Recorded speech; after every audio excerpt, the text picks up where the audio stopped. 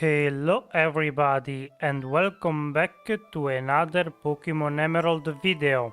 For today I will be using another Pokemon from Generation 2 that in my opinion is sort of overrated, and I do not understand why so many people like and remember this Pokemon. Maybe that was a bit harsh, but Fanfi can only be caught late in Crystal and the other Gen 2 games, so I was never able to use it much throughout those games. For the rules, I will be only using my starter in combat. I will not be using any consumables from my bag in battle. I will not be able to increase my evasion in any way, and I'm not going to use cheats or glitches. I was a bit worried about using a ground type in this generation, since there are a lot of water type trainers like Juan and the champion, who might prove very difficult. Another thing that I was not really considering at first is that the move pool for Donphan is kinda bad, at least at the start. He only learns one ground move, Earthquake, which is good, but it's all the way at level 49, so we'll have to wait for quite a while. Thankfully, the start of the game it's not going to be very difficult. We have Horn Attack, which is a decent normal move, and thanks to our 120 base attack stat, it should be enough to carry me throughout most of the fights. Now that I take a good look at it, even the TMs that he can learn are kind of lackluster. I mean, they are decent moves, but they are not very varied. And all of this is going to be kind of a problem against the first gym leader. This fight was a bit strange. I cannot do much damage to them, since my only attacking moves are normal types, and so she resists them. But also she cannot do that much to me either, since her stab rock moves are resisted by my ground typing. Initially I thought this would not be that hard. Yeah, they are resisted, but Horn Attack still deals decent damage and can take down the Geodudes in not that many hits. Meanwhile, my HP is staying pretty high because of the previously mentioned resistance. And also I can increase my defense even further with a couple of defense curls. Things started to look a bit more dire at the end of the fight against the second Geodude. Since she used a lot of defense curls, my attacks were not doing that much anymore, and I was very quickly running out of PPs. I used a couple of growls against Nosepass to lower his attack even further, but that was a mistake. First off, because I wasted some turns and she was able to set up even more, and second of all, if I had lower HP sooner, Flail might have done more damage, and I could have maybe, hopefully, beaten her faster. Because at this point I was very much in the mindset of I'm going to lose this because I ran out of PPs, and then I am going to be stuck using Growl and Defense Curl while she defeats me. One interesting strategy that I employed is trying to stall the fight while I still had some Flail PPs, so that the remaining ones would do more damage. This turned out to be just what I needed, but also extremely dangerous, as I was just left with 2 HP at the end of the fight. Somehow I was able to defeat her in the first attempt, even though this was a very big mess. Anyway, after defeating her, we can do the side quest around town and then fight May just before leaving. Since she does not resist normal moves, this one is going to be much simpler, and a couple of horn attacks can quickly take care of her team. I was not super confident about defeating Brawly, so I wanted to go to Slateport first to gain a couple more levels. Here we have to fight the two Team Aqua Grunts, and much like May, since they do not resist normal moves, it's an easy win. Sure, I take a bit of damage from the Rough Skin ability, but it's not very much. After defeating them and having to listen to Archie for a while, we can resume the training, and once I have enough levels under my belt, I got back to the gym with Brawly and started the fight against him. Turns out that I was sort of right. His Pokémons have quite good physical defense even without using bulk up, so one horn attack is just barely enough or just short to one-shot them. If I came here early, I might have risked a lot if they started setting up. So I'm happy about my decision, even if it wasted some time. Now we can go back again to Slateport and have to defeat May in the land bridge before Moville. Once again, her team is not super threatening. Sure, Grovyle is faster than me and can do some damage with Absorb, but since he is not very tanky, a couple of horn attacks are enough to cut through her team. Now we have finally access to Moville, and here there is a guy who teaches you Rollout, which is an extremely powerful move. There is also a hidden interaction that is sort of famous, but if you did not know, if you use Defense Curl before using Rollout, the power of the next rollouts are going to be doubled. Combined with the increased power every turn, this makes that move very snowbally. And before you know it, Watson is defeated too, even if I don't have a ground move for his Pokémons. Then we resumed our journey throughout the region, and after meeting both of the teams in Meteorfall Caves, we have to climb the volcano where we find Maxi about to make it blow up. Of course, we cannot let him do that, so we end up in a fight against him. Once again, much like in many other of my runs, if you are using a physical attacker, these kind of fights are always a bit annoying because of the intimidate from my Tiena. Fortunately, by this point, his Pokémons are not very strong, and my overleveling allowed me to defeat them in a somewhat easy manner. Soon after this victory, we have to take on the next fire gym. This one is going to be also very easy, because Rollout, since it is a rock move, is also super effective on them, at least on half of her team. So that, combined with the increased power, is going to make the gym fight a walk in the park. Or at least that's what I thought, because Slugma dodges a hit and manages to poison me. Fortunately, I can finish her off before the poison deals too much damage, so this is another first try gym. Now we have to backtrack a bit, and I end up being a bit trolled by my dad. Slacking did not use counter in a good number of turns until I attacked him, and then he used it. So yeah, that's a loss. Unfortunate. In the second attempt, I tried to be a bit more careful and used the defense curl rollout strategy that, given enough time, is going to be able to one-shot the slacking if I don't miss. That does not happen, so that's another gym defeated. With this gym badge, we can use the move Surf.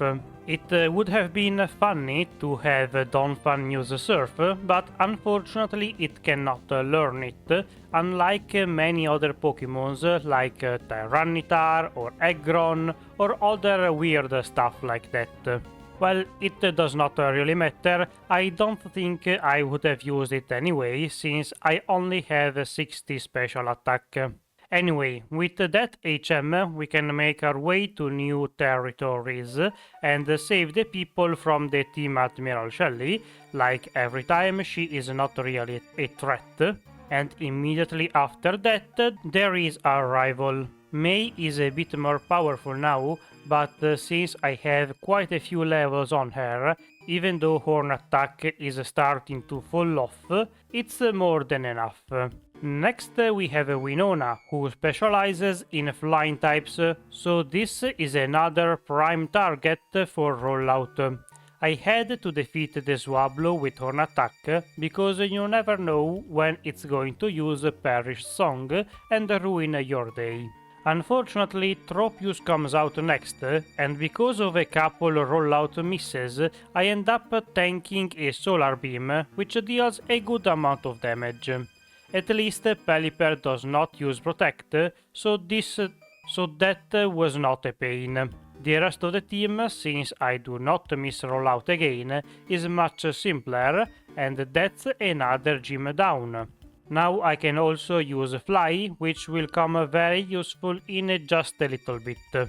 Moving on, there should be the next May fight, but I forgot to record it. To be honest, it's not like you missed much.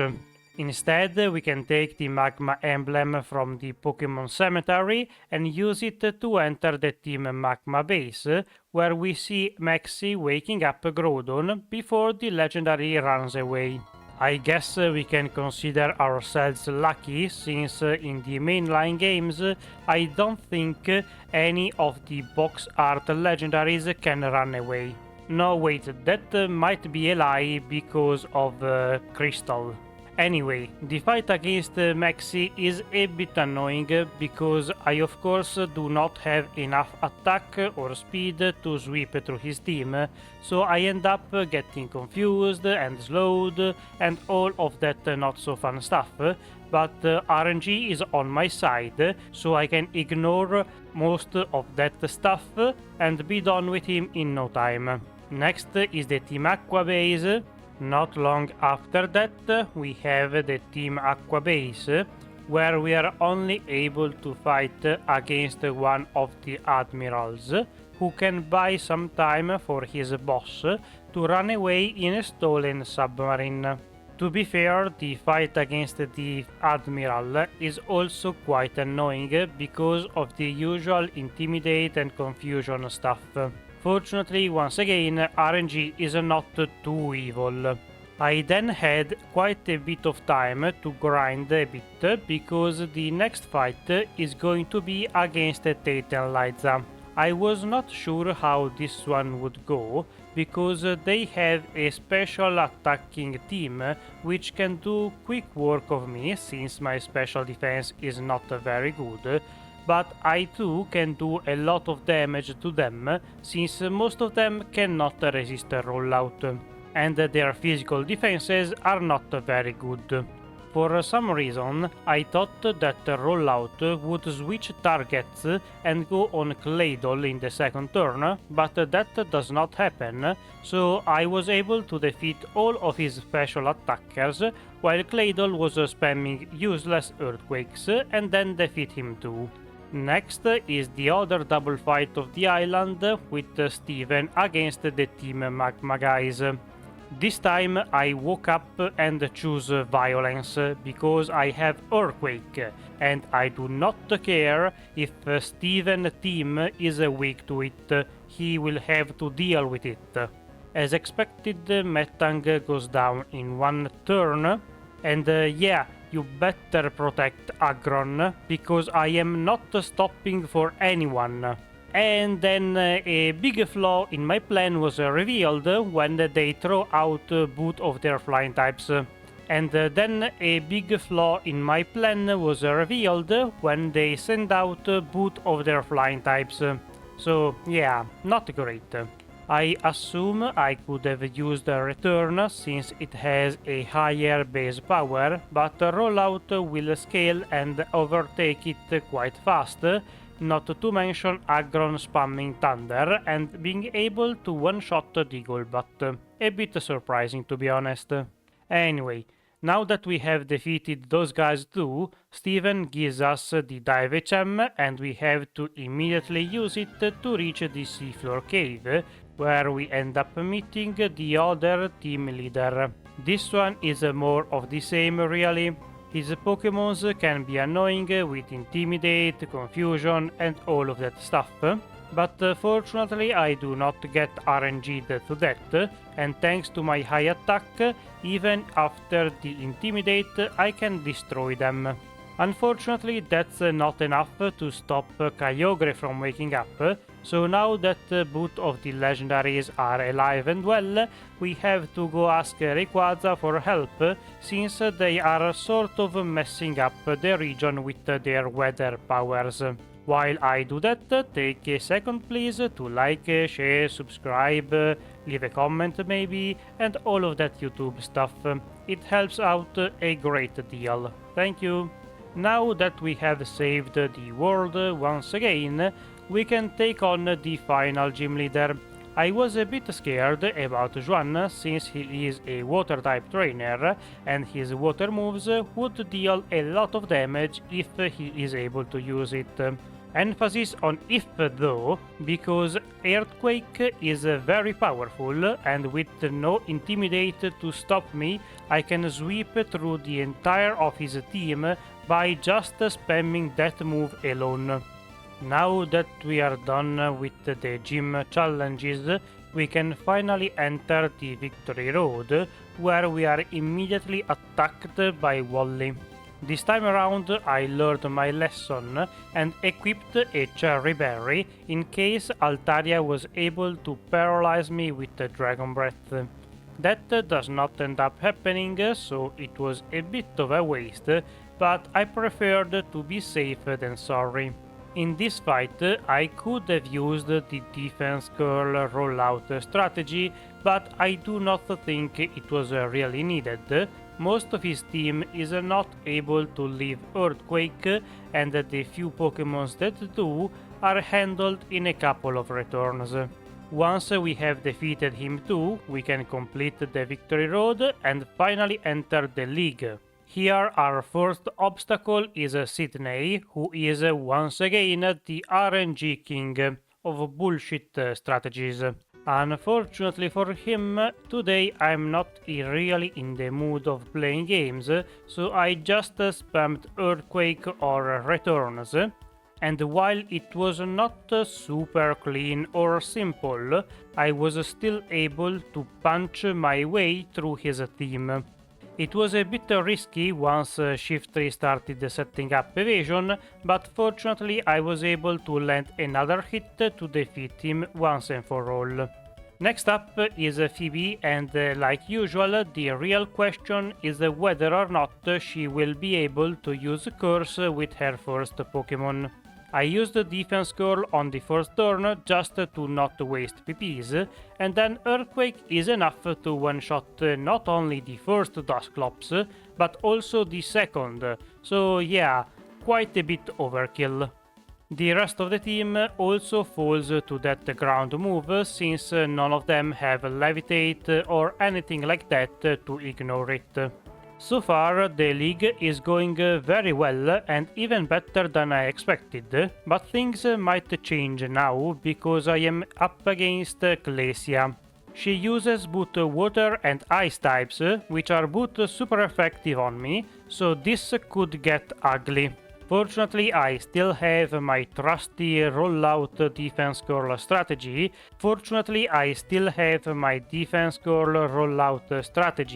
And since the first hit of rollout is enough to defeat the first Celio, assuming that I do not miss any hits, it will just be enough to defeat all of his Pokémons without the need of starting another chain. And would you know it, even though it's only a 54% chance to happen, I do land all of the hits, sweeping through her team in no time. Next is Drake, and unfortunately here I do end up suffering a loss, because Kindra dodges a rollout and finishes me off with a very powerful surf. That's a bit worrisome for the next fight, but for now let's focus on this one. In the second attempt, I chose a more straightforward strategy and spammed Earthquake until I couldn't anymore. Then, and only then, I started the rollout, and since Altaria really likes to boost with Dragon Dance, he was not able to do much to me, and now that we started rolling, it's hard to stop us. Unless we miss, and that's exactly what happens against Flygon. I could have restarted rolling, but I thought that return might be a better idea, at least for him, because Salamence is again flying type, and the rollout should be a bit more powerful. Ultimately, it did end up being quite close and not very comforting, but at least we are through. Finally, we are face to face with the champion, and this might be the hardest fight of the game for Donphan. Lots of Pokémons with very powerful moves that can easily do 3/4 of my HP in a single hit. Unfortunately for Juan, most of his team does not handle Earthquake very well. And so, even though it may seem a bit weird, I was able to one-shot 2/3 of his team with a single Earthquake. I am a bit surprised too. The fun has to eventually stop at Ludicolo since he resisted, and there I end up using Return. But it's not enough to one-shot him, so I do get seeded. Here I start the rollout, since Gyarados is weak to it, and fortunately I do not end up missing, and in just a couple of attacks against him, even after the Intimidate, he is defeated. Somehow, Wallace ended up being easier than most of the gym leaders. Not going to lie, Donphan really surprised me. I can now see why people like this guy. He may be a bit goofy, but it's not that bad of a Pokémon. Thank you for watching. If you enjoyed the video, leave a like, subscribe, share, ring the bell, and all of that YouTube stuff. If you have any comments, feedbacks, video ideas, or anything like that, leave it down below, and I'll see you next week. Bye!